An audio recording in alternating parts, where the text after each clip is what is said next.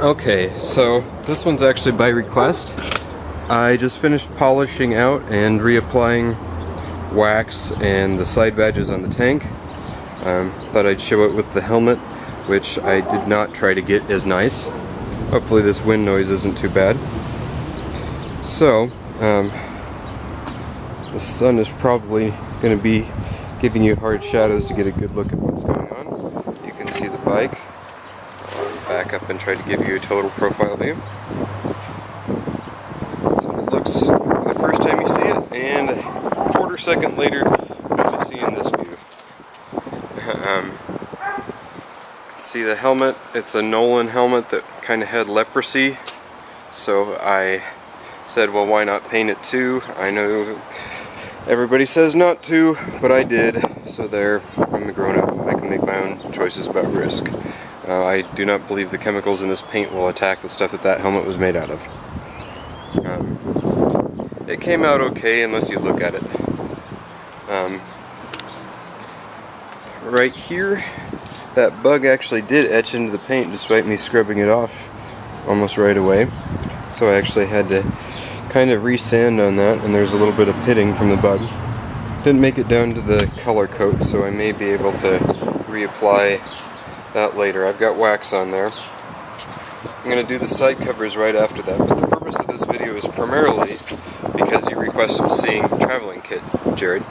So I'm not going to bother to swap out the windshield for this video. You've seen pictures of what my touring windshield looks like. It's National F15, which is intended as a naked bike. It's really not that much bigger. It comes up to about, say, there. And it's about the same width, but it really moves the air up over me a lot better, and it still looks pretty good on this bike for what it is, and that's a much better way to travel.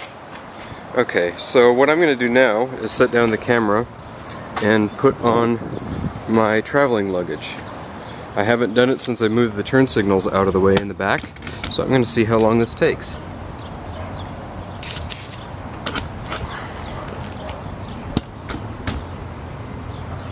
So I'm just going to do that real time and you'll see how it goes.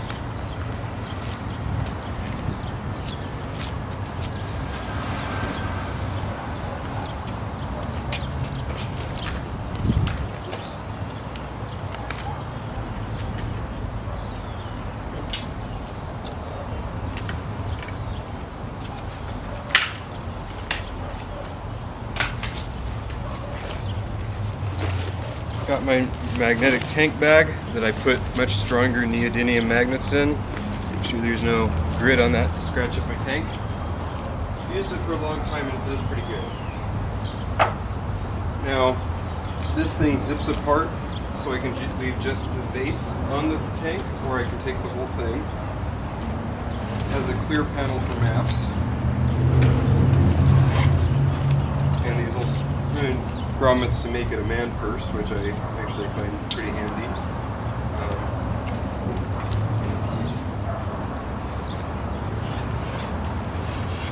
This zipper here allows it to accordion up to about this tall. Let's see, make sure that's still in frame. Yeah, I'll move that up a little.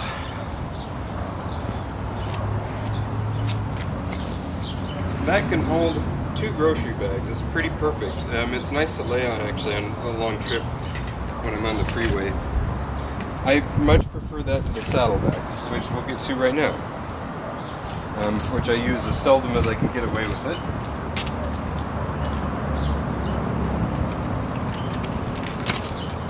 And I will almost certainly have to adjust these because I haven't used them since.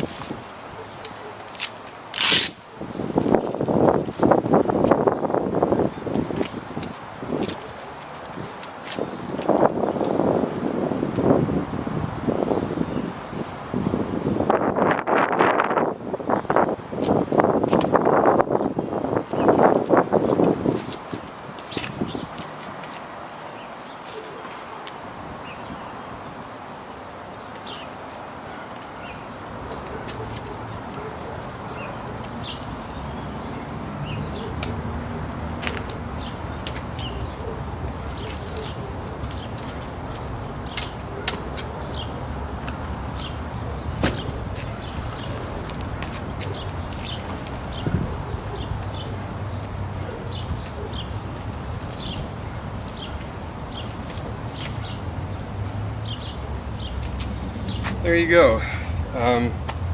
I'd probably shift them a little further back if I have a passenger, but that's about where I'd want them traveling. I'll swing this around. Main thing is I like to have them so I still have room to put my feet on the passenger pegs.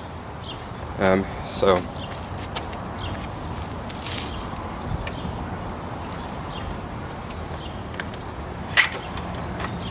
like that, it isn't annoying. The factory turn signals are right in the way of using any kind of luggage, so having those aftermarket ones out of the way into the back is just so much better. They're not sticking out to get caught on everything, and it looks cleaner.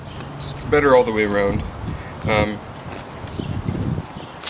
You can leave the support system to this on the bike and just take the luggage, and these accordion out to about here. I could do it, but I'm lazy. They're waterproof, or nearly so. They're supposed to be. I haven't ever had them soaked even when riding in the rain, so I'll just put it that way. I still take the extra caution of putting my stuff in plastic bags inside. I like this better than hard luggage because I can collapse it down out of the way and they're easy to carry in. Anyway, I got all of the luggage you see here for like 60 bucks from a guy on Craigslist. I didn't even want the tank bag, and I use it all the time and love it. Some of the tank bags can scratch your bike, and I've considered adding a little bit of suede to the inside where the magnets are, now that I've got a nice paint job. But it's been pretty good, so I'm not too worried about it. I'll give you a rear shot. My battery is running low, so I want you to just see the total width of it like that. If I was actually riding, I would put a little effort into getting it balanced. Oh, this one's accordioned out about 2/3 of the way, so you can see how big that can go. In general, I try to keep them balanced and as trim and compact as I can get away with. And there's plenty of room to strap stuff across here too. I could easily fit on a tent or a big duffel bag or a backpack, bungee down across that, and I have done that. I could easily stick on 200 pounds of junk that I don't need on the trip. But again, I like my bikes light and lean and balanced and nimble, and the less junk I can have, the nicer it is. I'll have a bottle of oil, a toolkit, a few changes of clothes, and that's about it. Oh, and one thing I added on this that's nice for trips is this guy right here. I'm not sure if you can see what that is with the glare.